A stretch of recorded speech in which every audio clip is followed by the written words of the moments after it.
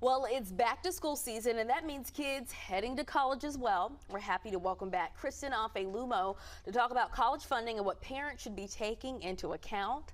Thank you so much for joining us, Kristin. Great to have you as always. Of course, happy to be here. So before we get into college savings, let's start with what age, when parents have children, should they even think about starting? Let's start there first before we get into the different accounts. Yes, great question. Age 0 is when they should start saving for college. It's so much money that's needed. It's so much money, and the sooner you start, the better. Also, the second they get a Social Security number, you can open a 529 account if that's the type of account you decide you want to use. All right, so as soon as they're born.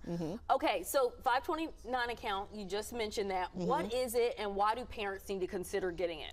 So it's an account set up specifically to save for college. There's a few main benefits. One, you can make contributions to this account similarly to how you do with your Roth IRA after tax, and then it grows tax-free and can be distributed to you tax-free as long as you're using it for college or a related expense. So think books and tuition.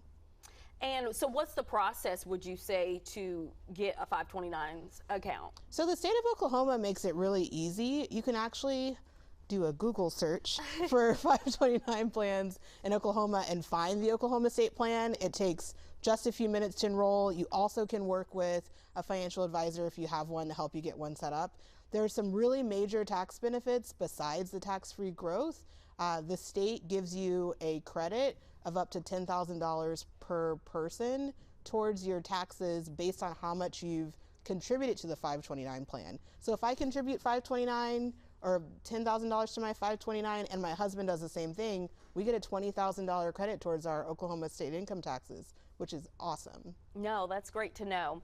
And I know, obviously, you know, parents want to save money for their kids to go to college, but what about retirement? How do you do both at the same time? Is that even possible? What's your suggestion? Yes, of course, you can do both at the same time. I always tell parents, focus on yourself first, because there is not a loan for retirement.